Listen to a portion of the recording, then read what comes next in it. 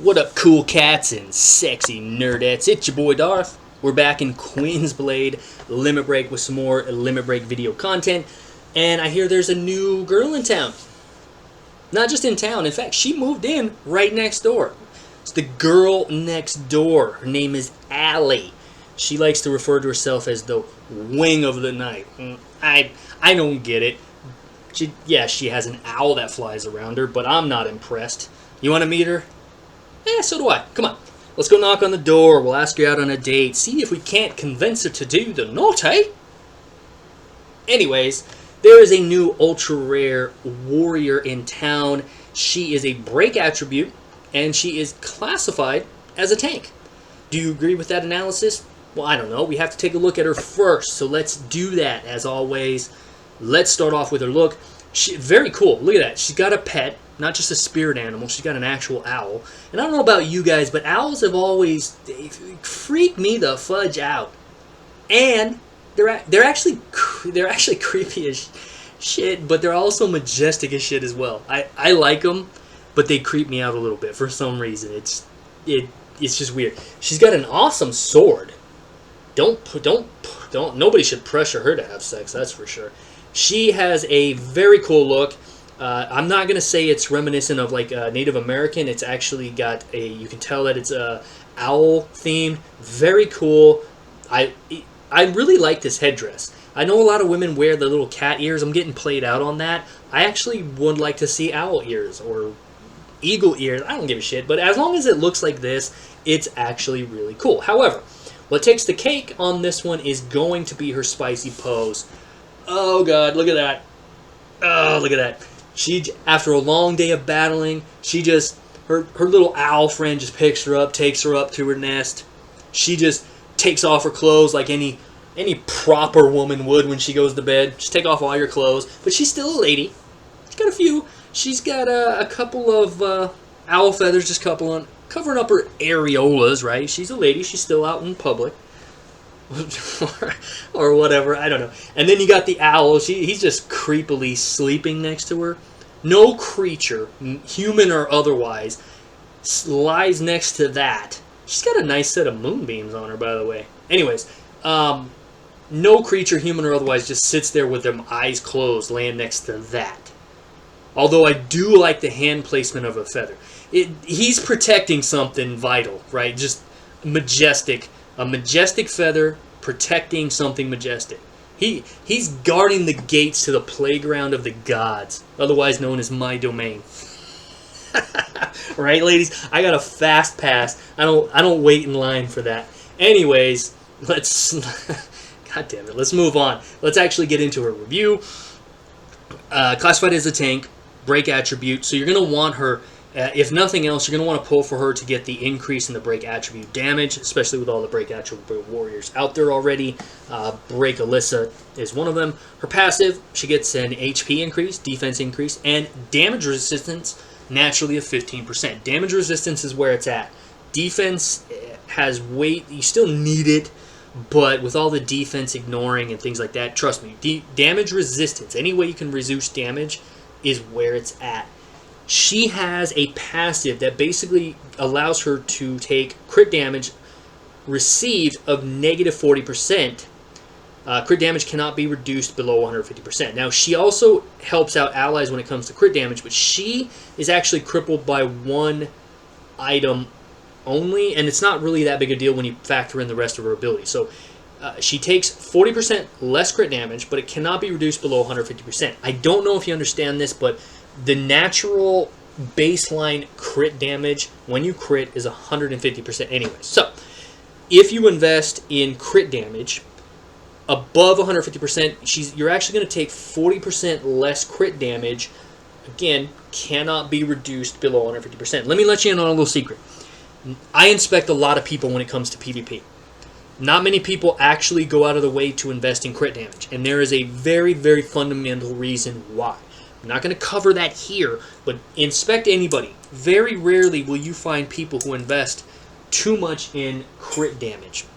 I digress. We'll cover that in another video, which is a problem. Now, 150%. When receiving a crit attack, the attacker will take crit rate negative 30%, and their attack will be reduced by 20%. Lasts for 2 turns. Cannot stack, but it can be reapplied after the 2 turns have passed. Now, this is actually very powerful when you combine it, even though it has a cooldown. It actually very powerful when you combine it with her other abilities. Negative crit rate of 30%. If you want to cripple a DPS's damage against you, you need to find some way to crit resist. It's known as crit resist, but if you can just reduce their crit rate naturally, then that's what you want to do. And this warrior excels at that. As a tank, she's more of a support tank, not a damage tank. Let's jump over to Soar real quick because we need to cover what that is. She obtains 1 Soar buff for every 25% of max HP lost. Soar basically is a stacking buff that increases her received healing by 15% each, up to 4 stacks, lasting 3 turns and cannot be removed. This is huge, guys. Her ability to increase her own healing as she gets low in damage is uncanny. Not only that, but she can heal a crap ton to some degree. It has its drawbacks, and you have to see it. But she gains increased healing by 15% for each Soar that she has, up to 4 stacks. Lasts 3 turns, cannot be removed. Now again, you gain 1 Soar for every 25% of max HP lost. You don't want to lose HP just because. However, in this particular case, it's actually a good thing. Anyways, not only that, but Soar, if you have 1 or more normal attacks for her, will deal X% damage, but it will also reduce the target's crit rate by 15%. Notice that there was no chance. It actually happens, guys. When it turns her normal attacks into a debuff attack. Okay? There's no chance here. It actually does that. So as long as you get 1 Soar, you don't actually have to lose 25%. When we get to her first ability in a preemptive strike, you will actually see that she will start off with 1 Soar. So, moving on. Crit rate, negative 15%, last 2 turns up to 4 stacks. You're definitely going to want the Barrage Rune on this particular chick. Trust me. Crit rate reduction is going to severely hinder your opponent's ability to damage you and perform when it comes to damage. Where was I? Oh, if there are 3 or more Soars at the start of the turn, she'll actually increase allies' max HP by 10%. Lasts until defeated. Can't be removed. She's just going to increase your max HP. This is actually good because Break is actually a counter to Duel. Duel has an uncanny ability to actually reduce your max HP. And there are a lot of other warriors that actually do that as well. So now that you know what Soar does, go back to her first ability. Turn 1, she actually performs a preemptive strike, which meaning this particular ability, regardless of speed. All allies max HP plus 15%. That's huge. The problem is that this goes off after a lot, from what I can tell, after all other buffs go out. Meaning that if a shield is applied before she gets the preemptive strike, you don't benefit from the 15% increased max HP. You do, however, benefit from it if the shield is applied afterwards. Meaning that you have to know your timing on whatever shielding ability you're using. It lasts for 2 turns, okay? And then it can be reapplied. So she can actually maintain this so long as she doesn't get immobilized.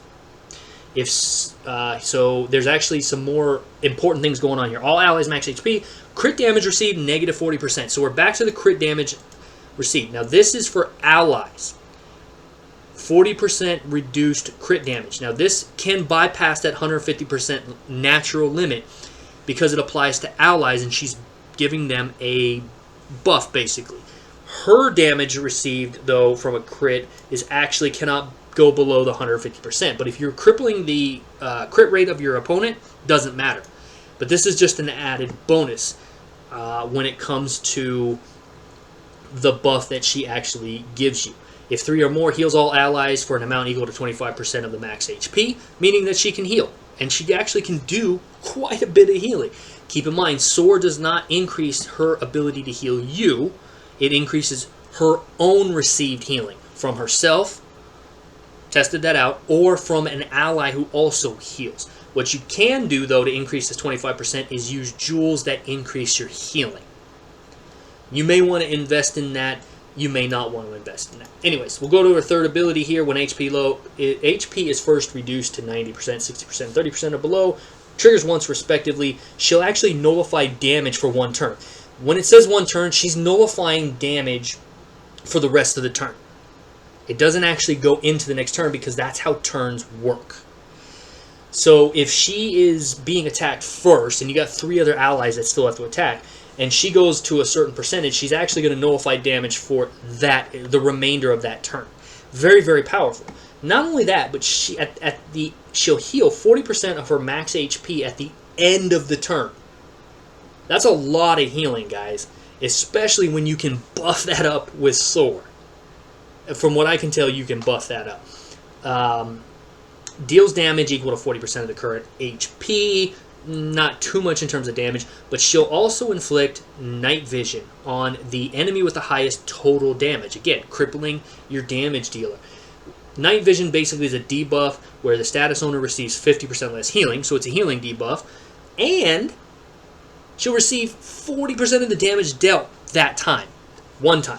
It says it lasts for 2 turns, but actually you'll take it, especially if it's a follow-up attack or a counter-attacker, best I can tell, you'll actually take 40% of that damage as well. It may be kind of wonky. The way I originally read it is that the first time she attacks, you'll take 40% of that damage, and then night vision just has the heal down. But anyways, so her ultra rare ability is unique in that every time damage is taken equal to a certain percentage, in this case at max rank, 10% of her own max HP, she'll deal break attribute damage 5% of her max HP. This is actually pretty huge, and 10% is actually at level 3. It's actually 15 and I think 20% respectively. So it's actually easier to do 10% of max HP damage when the average let's say the average health of a user is anywhere between 10 and 13 million. So it's actually quite easy to do 10%, assuming you have her at max rank. But if you are pumping up her health, which you probably don't want to pump it up too much because you want to gain those soars, keep in mind, this is a warrior that actually gets stronger the more her HP goes down, technically, and she's going to continue to use her powerful healing ability to heal herself right back up. She's going to stack those sores, meaning you can have multiple sore stacks. But she's going to deal break attribute damage. Now, it doesn't benefit from other damage reduction effects. Keep that in mind. More on that later. I'm not going to go too much into that. All in all, she's an amazing tank, if you will. I classify her as a support.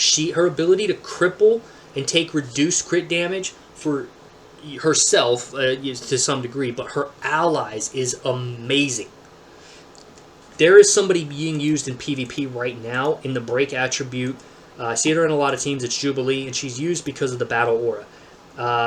For every 2% reduction in HP of allies and enemies, you're actually gaining crit increases, attack increases, defense down, and crit resist. Crit resist is the ability you have a chance to resist, making her actually kind of powerful for what she does, but I can see her being replaced with this new tank warrior because she is going to cripple your crit rate, and she's going to take reduced crit damage, effectively killing the DPS of your warriors and their ability to kill you quickly anyways. And that is way more valuable in my opinion. So she could really replace Jubilee in a lot of people's main lineups. I'm even trying to find a place for her in my main team, meaning that you should be pulling for her. She has valuable uses in PvP in particular, in my opinion, and high-level attribute towers where the enemy can highly resistant to immobilization, but also can crit quite often and do massive amounts of damage. I recommend pulling her to 12. If you're really excited about her, pull her to 12. Put her out in front, though, in your main formation so that she gets hit. So that she gets that damage reduction, get that healing increase, and she'll just heal herself right back up. Some other tips for her would be to take... Oh, no, I only have her at 10. I'm going to take her to... I can get her to 11. I just have to pull to get her to 12 and unlock the first couple ranks of Spicy Pose. If I decide to put her on my main team, I'll unlock all 5 ranks. Keep in mind, we got an event coming up with new Ultra Rare Warriors next week. For Jules, healing increase or immobilization resistance. You don't want her immobilized. From what I can tell, it doesn't explicitly say that it ignores immobilize, but she does still heal to some degree. So if that's the case, you don't need that.